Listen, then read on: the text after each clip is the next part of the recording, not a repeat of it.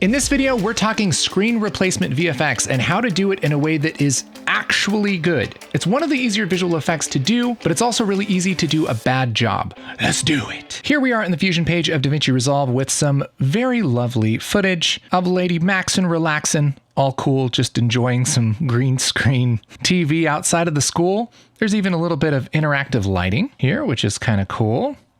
People who shot this must have known what was going down. But our job is to replace this screen with whatever we want in a believable way. So the first thing you're probably thinking is, hey, we need to do a green screen key. That is not necessarily true. What? I say not necessarily because the reason you would shoot a green screen on something like this is not so that you can cut out the screen. It's so that you can mask out things that go in front of the screen. And in this case, we don't actually have anything going in front of the screen. So we don't need to do a green screen on this screen. If you want to see more of that process, let me know in the comments. We'll make another tutorial on that. But that's a big mistake I see, is a lot of people think that you need to do this green screen and you don't. What we're going to do is just paste our screen right on top of this and just ignore the fact that it's a green screen. But it will be actually really useful to have these tracking markers here because that's going to help us track the footage. This media in one, let's rename this OG Footy. Yeah! And we're going to use a planar tracker. I'm going to hit Shift Spacebar and type PLANAR. That's going to bring up planar tracker. I'll hit Enter, and that's going to add that here. And the idea with a planar tracker is it grabs a whole area of tracking markers sort of automatically. And so we're just going to very roughly draw a shape around our screen, so that it's going to put a whole bunch of tracking markers in here, and it's going to rememberize how it moves, and then we'll be able to use that data. The first thing I need to do is go over here to the inspector and click this set to set my reference frame, which is going to be at frame 303. And that should be all I need to do. I'm just going to go ahead and track this backwards because I'm at the end of the comp. That happens to be where I stopped. It doesn't really matter where you do this, but I'm going to track backwards, and it's going to look at all of the movement in the shot, especially on the tracking markers. That's why it's so helpful to have those. And it's going to do a really good job of figuring out that movement. From here, there's kind of two ways of doing this. The first way is that you could stabilize this footage and have this screen be static. And then you can kind of reverse the stabilization with the new stuff added. That's one way to do it. The other way is just to make a screen and then just track it to the TV and have that move along with the footage. So we either stabilize it, put stuff together and unstabilize it, or we just use that tracking data and put the screen over. I'll show you both ways. There's good and bad things about each way. So the first way would just be to stabilize it. So how you would do that would be you just go up to operation mode where it says track, and instead of track, hit steady. And what that's going to do is lock this down so that this screen doesn't move at all. So if we did a good job, if it's a good track, this screen should be rock solid in place in the frame, and it should not move at all. See? So it's doing a pretty good job. And then we can just copy and paste this planar tracker, and then just check this invert steady transform like this. And now the result of this is we're kind of moving it to stabilize things, and then we're just moving it back to where it was. And so the result is it looks like nothing's happened, but we have a little sandwich right here, and anything that we put in here is going to stick to the TV. So we can move these over, and I could do something like, I don't know, grab some text and merge this over, and we'll just say some text, and I can put this over the screen, and look what magically happens. Play this back and the text sticks to the screen. Pretty cool, pretty cool. That works. That's a great way to do it. But there is one little bit of caution here. When you do this, it technically degrades the footage a little bit. In fact, if we were to zoom in here, a little bit easier to see right here on this line, you can see it's a little bit blurry there, but if I undo this, it's a little bit sharper. It is degrading the footage slightly. Is that going to be noticeable? Are you going to care? Maybe not. Maybe not. It is negligible. I mean, we're at 746% here. So, I mean, this may or may not be a big deal. So what I would do is I would test this out first and see which way you like, see if it bothers you. If it doesn't bother you, this is maybe a simpler way to do it, is just to sandwich your screen in between these two planar trackers, because then you can take this merge like this and just look at this merge, and everything's going to be stabilized around this screen, and then you just build the screen, right? The other way to do this is to, let's see, I'll just grab this and put this out. Let's switch this operation mode back to track for this planar tracker. We could go to our planar tracker and say, create planar transform. That's going to make a transform node with keyframes on it that has our tracking information. And so this, what we do is we put this in between our text and the merge, and it's going to give us essentially the same thing. We're going to have that text tracked on to the screen, and it's going to give us the same result. The benefit being that it doesn't degrade the entire image. It's keeping the original quality as best as we can of the footage. The drawback here is that anything that you want to stick to the TV, you have to run through this planar transform, which may or may not be a big deal depending on what you're doing. If you're doing a bunch of different masks and doing all kinds of advanced stuff, I mean, it might just be less work to sandwich this between the two planar trackers. And it might be so much easier that you're okay with just a little bit of quality loss. But in this case, the process of building this screen is going to be almost the same. So I'll show you this way, and then we'll just switch it back to the sandwich mode after that. So we'll just put these over here out of the way. So instead of this text, I think what I want to do, let's just start with a background node. We'll just make it red just so we can easily see the shape of the screen. This background node by default, it has a resolution, which is UHD. So that's 16 by 9. That's going to work great for putting it over our TV. So I can take this background, plug it into the planar transform, and that background is going to move along with the planar transform. But I don't want it to just move. I want to put the corners where they're supposed to be. I want to fit this into this TV frame. So we're going to use something called corner positioner. So shift spacebar, corner positioner. We'll run this into the planar transform. And now we got to make sure that we're looking at this merge one. Let's select the corner positioner, and we're going to put these corners at the edges of the TV. And I'll just start really rough. I'll just put them basically where the edges go. We'll just look at this on one viewer here. And then let's play this back and make sure it sticks to the TV. Yeah, it sticks to the TV. It's not perfect, but it's there. There's no tracking problems, it looks like. Looks like it's going to work fine. So we have our background, we have our corner positioner, and our planar transform. The background sets the resolution for the image that we want to put over the TV. The corner positioner puts the corners where they're supposed to be.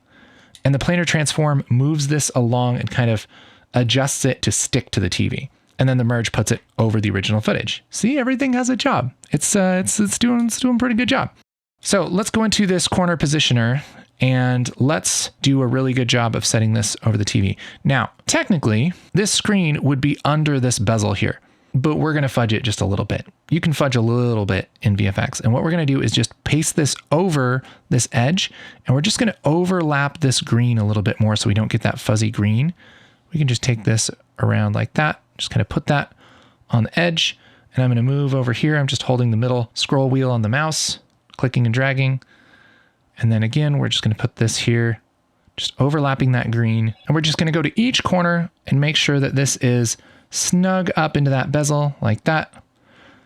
I think you call it a bezel. Maybe you call it a frame. I don't know. I call it a bezel. Tell me in the comments if I'm wrong. Okay, we're going to put that over here. And we do have a little bit of green kind of bleeding out here. Something you might not notice. It might not be that big a deal, but we can deal with it. We can deal with that. Let's just start by just taking even a little bit more edge there. So now we have that lined up on the edges, and that looks pretty good. Now, when you're putting something into a shot to make it look like it's really there, you have to match a couple things. You have to match the lighting and the color levels and stuff, which we'll get to in a second. But a big thing is you need to match the blurriness, the focus of it. And right now we have a problem. Can you see the problem? The edge of our screen right here is real sharp. And the edge of the frame right here has this blur that's about that big. And so what we need to do is blur this to match this blur, because it should be about the same blurriness. And we're going to do that after our planar transform. We're just going to grab just a regular blur, put this after the planar transform. And look at that. We just plug it in and it's pretty close. It's pretty close. We could maybe even push this up just a touch more, just to blur that edge. And look at this. We're also going to have the side effect of that blur overlapping that green spill that we had. And it's going to look pretty good. It looks pretty good. I could say maybe this could go back to like 1.2. Let's just do something like that. Split the difference here. So now we have our nice TV. Let's play this back. Make sure we don't have any horrible things that are happening. Beautiful. And now we kind of have a placeholder where we can set our footage. To replace this background, we really just merge something over it. So we'll just take a merge right here, just merge something over it. And we just put our footage right here into this green input. So let's grab some footage from our media pool. I have this nice beach footage. It's a nice little vacation spot, you know, relax. Let's say this lady wants to look at this specific shot and learn to relax. Let's call this vacation footage _MI for media in, and plug this into the foreground of our merge. And it's going to put this over that red background. Now, the reason it's doing this is because our red background is UHD and this footage is just HD. So we could do something like grab a transform and scale this up to, and that's going to fix everything. Yay, we fixed it, yay. Ooh, but look at this. Now our green stuff is back. That's because we're not merging some red over it to kind of counteract it. So we better deal with that here. But let's make sure this is working well.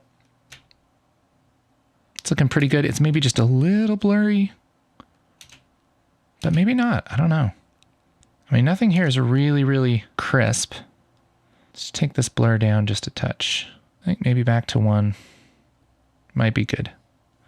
We'll also make sure that this clipping mode is set to none. Sometimes that will mess things up. Like if it doesn't blur the edges of the shot, we'll just set it on none. It probably won't matter for this, but we'll set that on none. Okay, and so that's looking decent. There's our screen replacement. And so far, like, that's pretty good. Now, you ready for a soapbox? This is typically where I see TV shows stop and they just don't do anything else. They're just like, great, it's slapped over the TV. The screen is replaced, moving on. No hate, no judgment. I'm sure it's because they're very rushed and they don't have enough time.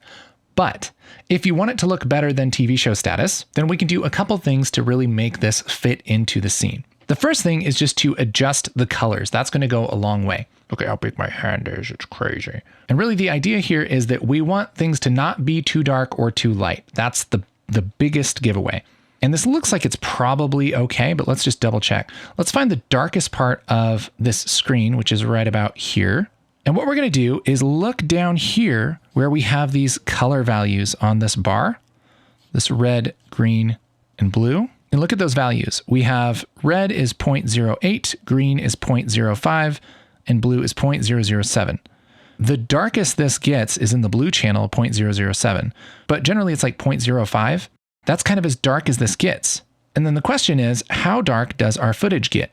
Well, let's look back here in this darkness. And then right here we have 0.2, 0.1, 0.02. So this does get pretty dark. Let's also try right here. That's 0.1, 0.07, 0.02. And so it doesn't look unreasonable for it to be this dark. So like it's looking pretty good. It's looking fine. That said, we can probably color correct this a little bit and just lift those blacks a little bit, because when you have something that's on a TV screen, you don't necessarily see pure black. There's even black on a screen looks a little bit gray, especially if you're shooting a video of a screen. And so right after our original footage, let's add a color correction node like this, color corrector. And I generally want to do this right after the footage before we transform it and do a bunch of stuff. You just have less problems that way. There's no reason to do it later, so let's just do it first. That said, I am going to go to options and make sure I check pre-divide post-multiply. Probably not going to make a difference since I have this right after the footage, but it's just safer that way. Pre-divide post-multiply makes sure that we aren't adjusting the alpha channel of this footage and kind of making weird stuff happen. Yeah, and actually if I turn this off and go to correction and push up lift, you can see that it's adjusting everything in the world. So I'll just leave that lift up like this and go over to options and check pre-divide post-multiply, and it fixes all the problems. Okay, so if you're having problems with your color corrector looking weird, check that box. But let's take this lift up just a touch. Just push it up to where we start to notice it, where we have a little bit brighter in the blacks. There we go, something like that. So here's before and here's after. We're just boosting that up a little bit, taking that contrast down just a touch, because this looks more realistic. When you have a real TV screen and you look at it in real life, unless it's just a really great like OLED screen and you're looking at it in real life, it's probably not going to have those deep blacks anyway. So it should certainly these blacks here should be brighter than these blacks, at least by a little bit. They definitely should not be darker. So that's pretty good. That's going to go a long way. Same thing for the brightness. The brightest thing here in our shot is right here. And this should be, yeah, pretty much 1. Okay. This here should not be brighter. Now, depending on your color space and your color management settings and everything, you're either going to have brighter pixels or not. You're going to have that possibility or not. It's good to check. So this is definitely as bright as this is when we look at our RGB values. These are about the same brightness. And so again, it's probably not going to be as bright as this lamp. And so let's just take the gain down just a touch. The gain is like the brightest parts of this footage. And so I'm just going to push this down until I sort of see it. Something like that, 0.8. Okay, so here's before and here's after. So we're making this look worse in general. And that's probably something you're going to want to do if you want a realistic screen replacement. It's not going to be poppy like this. The only exception would be if you're doing like a TV commercial where the TV needs to look poppy. In that case, you would probably not want to make it look realistic. You'd want to make it look amazing. But this is going to be a little bit closer to reality. So now she's watching TV and it doesn't stand out like a sore thumb. It just looks like she's watching TV. Isn't that great? Such a big deal, just this color. So here's unrealistic, realistic. Yes, good. Now, something that we're not going to get into in this video is dealing with this lighting. That's kind of a separate thing. This is kind of assuming that there's some dynamic stuff on the screen. So if you're actually replacing it with like a TV show, you'd want that cut to be right here where this is brightening up. So we're going to kind of ignore that, but normally that's where you would switch to a brighter scene or something to make that make sense. So we have the blurriness and the color brightness all set. The other thing I might want to do is just change the color temperature a little bit. And so I could probably just bring this a little bit cool, just a little bit cooler. And that might make this a little more realistic. I'll just bring that a little bit cooler because typically a screen is going to have a color temperature of 6,500 Kelvin. And I pretty much guarantee you that these lights and this white balance is either at 5,600 Kelvin or 3,200 Kelvin. 3,200 is like an incandescent light bulb, right? 5,600 is sunlight and 6,400 is stuff like TVs and phones and things like that. So to make this realistic, you would want this TV to look like it's 6,500 Kelvin if it's balanced to either of these. The warmer the white balance, the cooler this is going to look. Now, we don't need to go completely crazy because we don't want it to look like just a bright blue TV, but having it kind of suggest a little bit cooler colors than you would think tends to lend to the realism. So that's looking pretty good. And the last little thing that I would want to add to this is some kind of reflection. And depending on the screen, you might add some smudges or some dust. This all really kind of works the same way. So we'll add some reflections. And this is a really great reason to shoot a black screen TV when you're shooting your plates here. Because if you have a black screen on the TV, then you'll be able to grab the real reflections from the TV. And that's just really nice, really easy. When you have this green TV, you don't see the reflections as well because you have light that's kind of pushing through this and you just don't see the reflection as much. So depending on how crazy we want to get, we could do a couple things. One is we could use this TV and kind of use this difference in lighting as sort of kind of like a surface reflection, even though you don't see a lot of actual identifiable reflections. We also have stuff like the noise, like the dancing noise and everything from the TV that would be good to use. And we can probably do something like take a transform node and just copy this footage, or you can just take the output of it and drag it over like this, but I'll copy it just because it's a little less confusing. You can take this footage, transform it, and actually it'd be good to put that over here like this.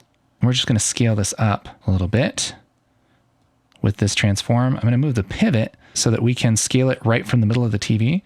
I'll push this size up a little bit. And then we can put this over the screen. Just size this up like this so that we have this green without the tracking markers like this. And maybe we'll grab a brightness and contrast or a color corrector, take the saturation down. So here we just have kind of a gray version of this green screen that we've scaled up. So we have this screen, turned it gray, scaled it up.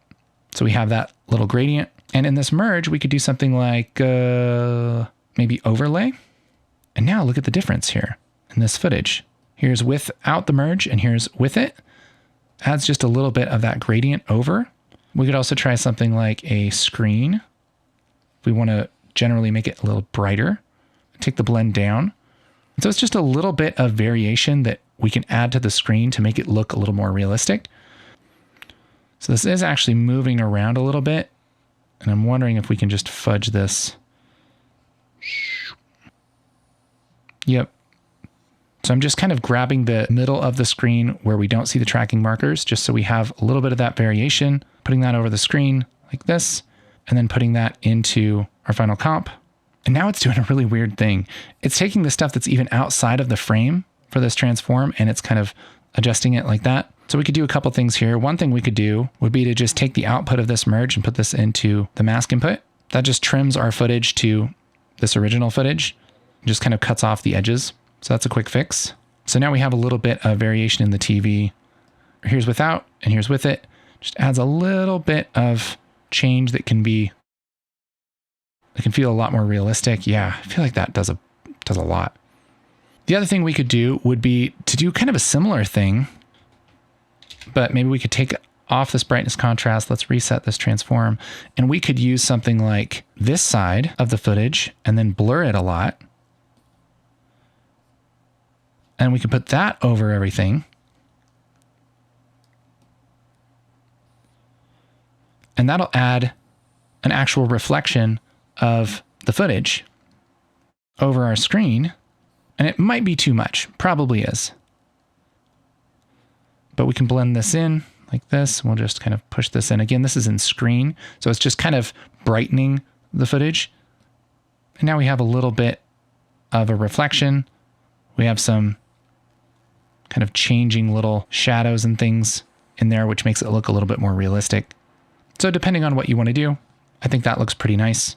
And the last thing, let's deal with green spill here. If we go to our original footage and we use something like a color corrector, we just color correct this original footage, we can go to here in our menu where it says colors, we can go to suppress, and we can suppress this green, and then let's just rotate this angle. And I just want to rotate this until it pretty much makes the green black and white. So this kind of greenish yellow takes the green away. So what we're really looking at is this edge right here. We want this edge to not be green. So there's a little bit of green spill there, and we're just desaturating that green. Okay. And this almost kind of works for the whole piece of footage because we don't have much other green in there other than right here where there's some green. So, I mean, we could go with it and that'd be pretty easy. But let's say we had a bunch of other green stuff that we didn't want to affect. We can use what we're doing here, this image, as a mask to limit that color corrector. So let's take this color corrector and turn it on and use this blurry image as a mask and see what happens. We'll just mask it right there. Now we have the green being kept over there, and we're just desaturating our screen. Now, we're not really desaturating the only part that we care about. So what do? Well, let's actually take this, instead of from the blur, let's take this from the planar transform, plug that in. I'll hold down Alt just to make a little elbow here. And what we want to do is expand this mask before it gets to the color corrector. And we can do that a lot of different ways. An easy way is just to add an alpha matte shrink grow. So I'll just select this elbow, hit Shift Spacebar, and type alpha matte shrink grow is what I want, like this. And what this does is it takes the transparency of something and it just kind of expands or contracts it. And so that's going to be great because we want this to only affect where the screen is, but kind of expand it a little bit. So let's switch this morph operation from closing to grow. Shape, we can leave it circle, and then watch what happens when we push up this radius. I'll zoom in so you can really see it. So we see this green, push it up. Oh, the green goes away. It eats away at that green. Look at that. So I'll just push this all the way up. Look at that. And so that gets rid of any of that green spill. So easy. So easy. Let's go ahead and look at the alpha channel of this. So here's what we're doing. So we're changing our mask from just this screen to kind of pushing it up a little bit. And as I push this up, I probably don't need to push it up as much as I did actually. I can push it up just a little bit, just so we get rid of that green. Something like that would be just fine. And because we're only using the alpha channel for the mask, then that's going to limit where that color corrector does its job.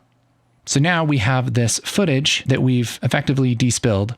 We've taken kind of the green edges off of it, and then we're going to throw our footage over it. And now we don't have those green edges. Look at that. And it goes along with the track and everything because the footage and the mask and everything is tracked to that footage. So there we go. There's a pretty good screen replacement. And again, if you want to do this with the sandwich method, all you really do is you don't use the planar transform, and you put the first planar tracker here and the second planar tracker here. So the one that's going to steady it goes here. The one that's going to steady it but invert the steady transform goes here. And then we just have to adjust our corner positioner to be in the right place. Let's just put this here. I'll just quickly throw this back where it was. If we play this back, we have it steady. And then when we look at it here, then we have it moving along with the footage. And it's going to work pretty much the same way. Okay! So there's our realistic screen replacement. Pretty exciting. If you want to learn more awesome visual effects, we have a whole workshop right here where we do the visual effects for one of our short films, and you can download the film, all the untouched footage, and you can color grade it, and you can do visual effects and track things and do masks and all the cool stuff. That's just our gift to you. All right? Thanks for stopping by. Thanks for being a screen fiend. Thanks for doing that.